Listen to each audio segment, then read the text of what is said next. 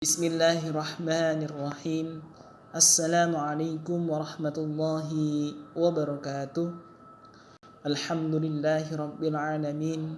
Wassalatu wassalam ala rasulillah wa ala alihi wa ashabihi ajma'in.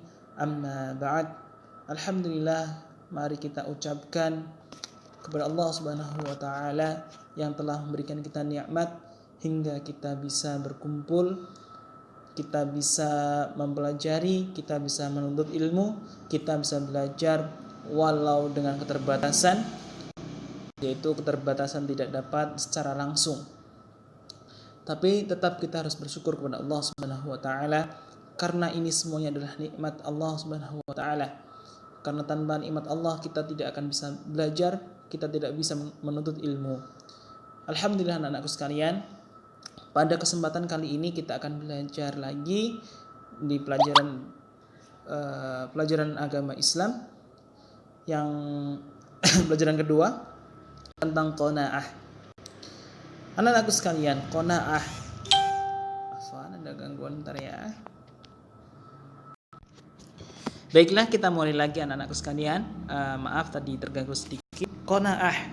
Qanaah artinya merasa cukup dan puas terhadap segala pemberian dari Allah Subhanahu wa taala. Masya Allah. Di sini yaitu menerima segala takdir dari Allah Subhanahu wa taala, atau mungkin apa yang Allah berikan kepada kita itu kita tetap terima, sabar. Jika senang kita terima dengan syukur, jika sedih atau menyedihkan, jika susah maka kita terima dengan sabar. Itulah qanaah, atau menerima dengan sikap puas terhadap apa yang Allah berikan. Masya Allah, ini sangat mulia sekali sifat ini, yang zaman sekarang sudah sangat jarang kita temukan, bahkan mungkin pada diri kita sendiri. Maka kita harus memupuknya. Lawan dari sifat qanaah adalah rakus dan tamak. Ya, lawan dari sifat qanaah itu adalah rakus dan tamak. Rakus dan tamak menyebabkan banyaknya orang yang lupa akan akhirat, yang kejar dunia. Di sini hilang sifat qanaahnya anak-anakku sekalian. Jadi di otaknya atau di pikirannya hanya mencari keuntungan. Sifat dan sikapnya hanya mencari keuntungan di dunia saja, tanpa memikirkan keuntungan di akhirat. Menzalimi seseorang tanpa dipikir kembali, karena yang penting kita untung. Nah, ini nggak boleh. Kita harus qanaah. Itu maksudnya di sini. Di sini maksudnya kita bahas qanaah itu apa? Bapak jelaskan tadi. Qanaah dalam menerima apapun yang Allah berikan dengan hati yang legowo, kata orang Jawa.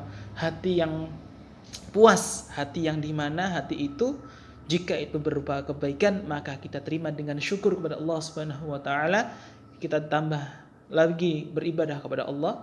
Dan jika berupa suatu yang diberikan Allah itu kesedihan, kesusahan, maka kita harus bersabar dan meminta kepada Allah untuk ditolong bisa bersabar dalam menghadapi ujian tersebut. Itu namanya qanaah. Baiklah, seorang yang bersifat qanaah berarti telah bersyukur atas nikmat-nikmat Allah yang Allah anugerahkan kepadanya. Rasulullah sallallahu alaihi wasallam bersabda, "Qad aflaha man aslama wa ruziqa kafafan wa qanna'ahu Allah bima atah."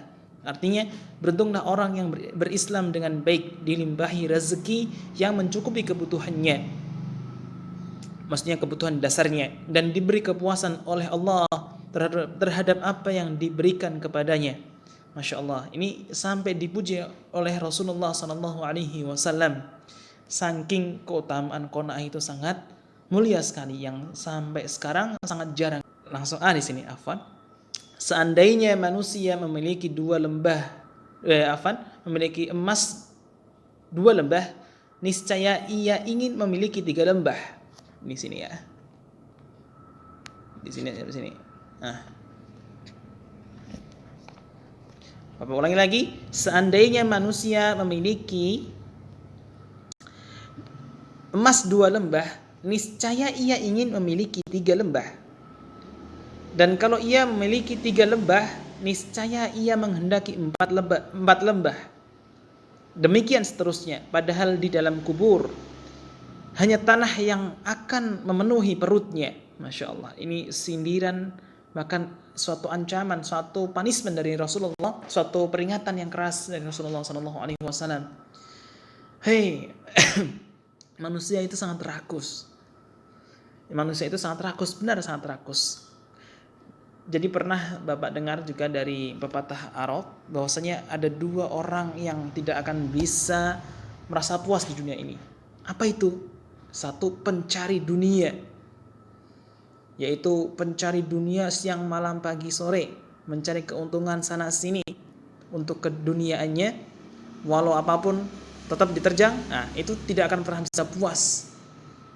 Dan satu lagi adalah penuntut ilmu. Kenapa penuntut ilmu, Pak? Ya, karena penuntut ilmu semakin dia menuntut ilmu, maka dia akan semakin merasa bahwa dirinya itu masih bodoh. Ya, kalau orang merasa dia itu berilmu, maka dia akan tawadhu. Apa tawadhu? Rendah hati. Bahkan dia merasa, ya Allah, ini ilmuku tuh sangat sedikit sekali. Itu maksudnya Rasulullah. Jadi ini peringatan bagi kita semuanya, umat muslim, bahwasanya nggak boleh terlalu cinta kepada dunia. Sifat tamak terhadap harta dapat merusak badan dan kepribadian. Misalnya tentang porsi makan. Porsi makan anak-anak tentu berbeda banyaknya dengan porsi makan orang dewasa. Pasti beda. Apabila seseorang mengonsumsi makanan melebihi porsi yang seharusnya, tentu akan mengakibatkan sakit sehingga ia tidak dapat melakukan kegiatan rutinnya.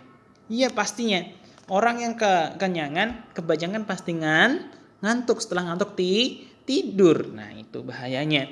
Rasulullah SAW menganjurkan agar dalam hal urusan dunia kita melihat kepada orang yang di bawah.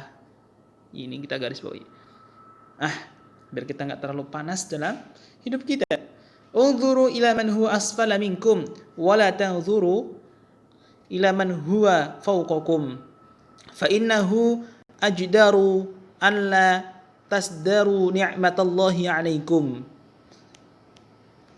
Artinya bagaimana? Lihatlah kepada orang yang lebih rendah darimu, maksudnya di dalam dunia, bukan agama, dan janganlah melihat kepada orang yang lebih tinggi darimu. Yang demikian itu lebih tepat, sehingga kalian tidak meremehkan nikmat Allah Subhanahu wa taala. Kok bisa, Pak? Iya, karena kebanyakan orang yang tidak bersyukur itu melihat apa yang ada di atasnya. Contoh, kita punya sepeda, melihat orang yang pakai sepeda motor, kita akan lihati, kok enak banget ya, akhirnya beli motor, lihat mobil, akhirnya kita beli mobil. Lainnya bisa beli pesawat, kita pengen beli pesawat. Itu manusia.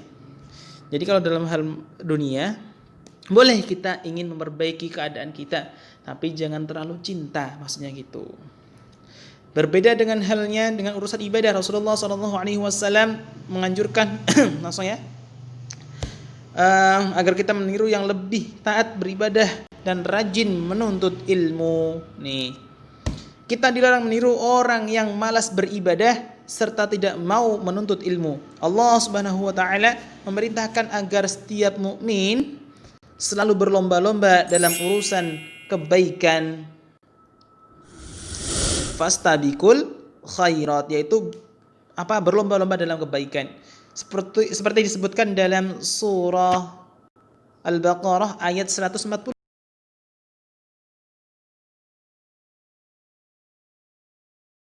Masih di sini cukup untuk tugas di rumah saja. Jadi nggak usah dikumpulkan. Nih yang evaluasi. Terus, nah ini juga jawablah pertanyaan berikut dengan benar. Di sini adalah tugasnya cukup dijadikan bahan latihan di rumah, akan tetapi sebagai bukti telah dikerjakan. Nanti Bapak ingin melihat, ya caranya bagaimana? Silahkan dikirimkan bahwasanya benar-benar sudah dikerjakan. Cukup ya. Sampai di sini dulu. Subhanakallahumma wa bihamdika asyhadu an la ilaha illa anta astaghfiruka wa atubu ilaik. Assalamualaikum warahmatullahi wabarakatuh.